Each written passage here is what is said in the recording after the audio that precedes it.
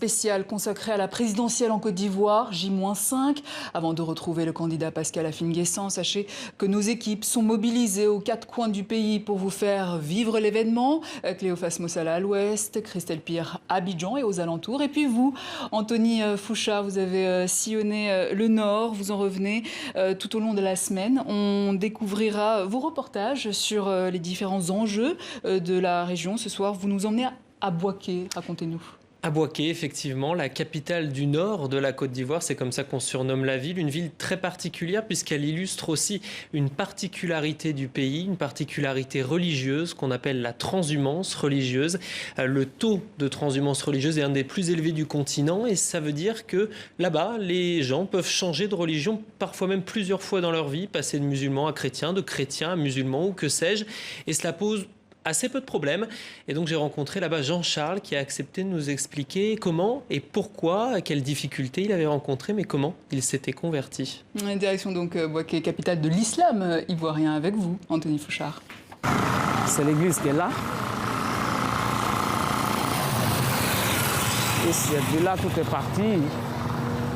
Jean-Charles a passé 35 années de sa vie à prier sur les bancs de cette église avant de devenir musulman. Voilà, c'est ici. C'est la première fois qu'il revient ici depuis sa conversion.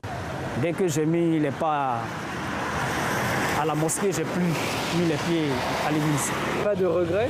Non, pas de regret, pas de regret, pas de regret, pas du tout. Parce que je me plais beaucoup, je suis la nouvelle religion que j'ai embrassée, je me plais beaucoup là-dedans. Jean-Charles a laissé derrière lui la croix catholique et il est loin d'être le seul dans ce cas.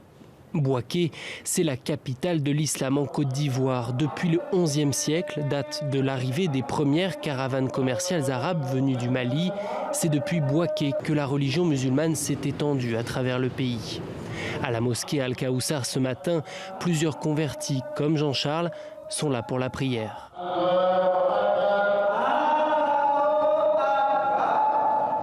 Le catholicisme est devenu ultra minoritaire au centre et au nord de la Côte d'Ivoire.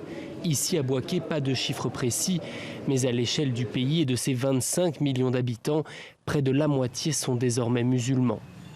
Je ne sais pas comment expliquer ça, mais on vit ensemble. Nous, les musulmans et les non-musulmans, il n'y a pas de problème. Sur le plan aussi religieux, sur le plan de la réflexion, sur le modèle même de vivre, tout cela influence. Donc dès que vous vivez ensemble, il y a quelque chose qui va influencer l'autre. Mais malgré cette apparente harmonie, la conversion à l'islam est une décision souvent mal acceptée par les familles. Il y a 5 ans, Jean-Charles a préféré se convertir en secret. Ils n'étaient pas au courant du tout? Non, ils n'étaient pas au courant. Ils n'étaient pas au courant du tout. Donc, c'est ce que j'ai dit. Bon, j'ai fait la surprise parce que c'est mes parents, je les connais très bien. Mais vu que quand on est là, de la façon dont ils parlent de l'islam, je sais que si je demandais que bon, dans telle date j'irais me convertir, ils allaient me mettre les bâtons dans les roues.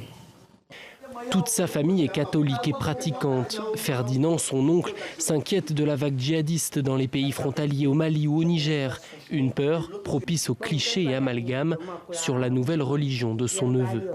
Il y avait l'incompréhension et la peur. On ne s'est pas compris pourquoi il devenait subitement musulman. Voilà. Et puis maintenant la peur parce qu'on voit ce qui s'est passé dans certains pays où c'est des explosions, c'est des gens qui portent des ceintures explosives, ils font ça au nom de Dieu. Donc là on avait peur.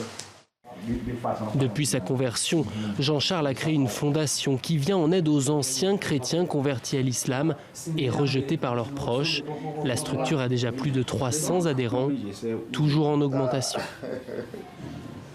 Sujet signé Anthony Fouchard à Bouaké. Anthony, le nord ivoirien épargné par les violences, épargné également par le terrorisme, contrairement à ses voisins burkinabés et maliens.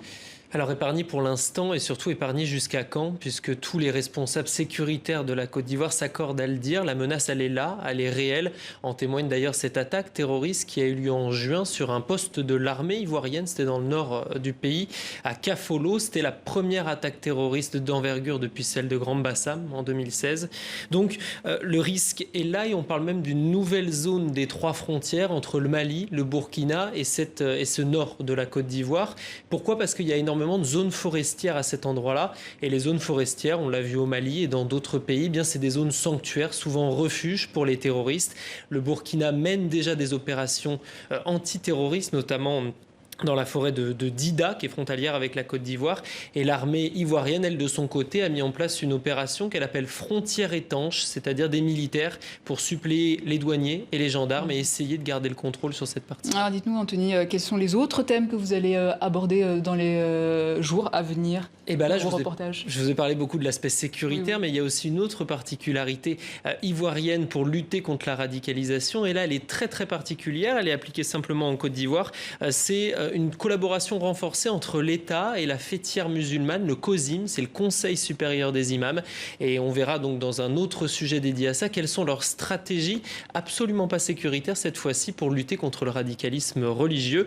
On partira aussi toujours à Bouaké, dans la zone économique, ancien fleuron industriel de Bouaké qui aujourd'hui est absolument en déshérence malgré les promesses du président Alassane Ouattara. Et on terminera sur l'incontournable question de la réconciliation, 10 ans maintenant après la guerre civile qui a déchiré le pays. Anthony Fouchard, merci, journaliste à TV5 Monde.